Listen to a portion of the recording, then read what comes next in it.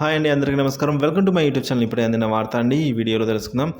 Tirumala record స్థాయిలో TTD ఖజానా అయితే ఉంది. సో, ఒకసారి టీటీడీ ఖజానా గురించి అయితే తాజా సంవత్సరం ఈ వీడియోలో ఉంది. వీడియో తెలుసుకుందాం.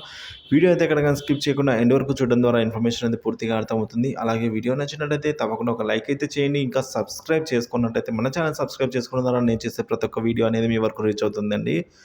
ఇక వివరాలు చూసుకున్నట్లయితే తిరుమల తిరుపతి దేవస్థానం టీటీడీకి రికార్డు స్థాయిలో ఆదాయం అయితే వచ్చిందని అధికారులు వెల్లడించారు. సో 2023 మరియు 24 ఏడాదికి గాను 1,161 కోట్ల,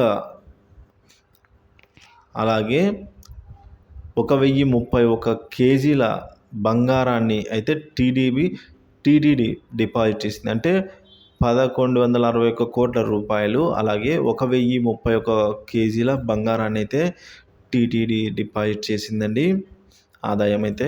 ఇక గత 5 ఏళ్ల రికార్డు స్థాయిలో టీటీడీ ఆదాయం గణనీయంగా పెరిగిందని అయితే చెప్పుకోవచ్చు. ఎందుకంటే తాజాగా 1,161 కోట్లు రూపాయలు నగదు, అలాగే 1,031 కేజీల బంగారాన్ని టీటీడీ అయితే డిపాజిట్ చేయడంతో మొత్తంగా 18,000 కోట్లకు అయితే డిపాజిట్లు చేరుకున్నాయి ప్రస్తుతానికి.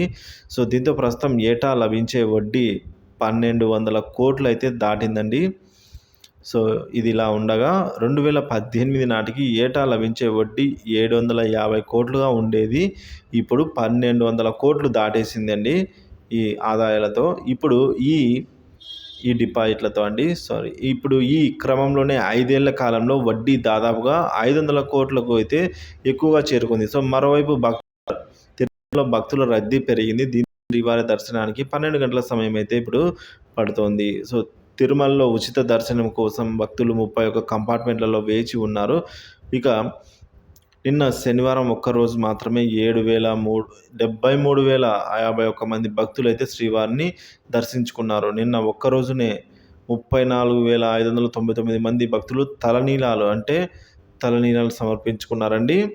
ఇక శనివారం తిరుమల శ్రీవారి హుండీ ఆదాయం వచ్చేసి దాదాపుగా 3 కోట్ల రూపాయలుగా అయితే ఉందండి శనివారం ఒక్కరోజు చూసుకున్నట్లయితే.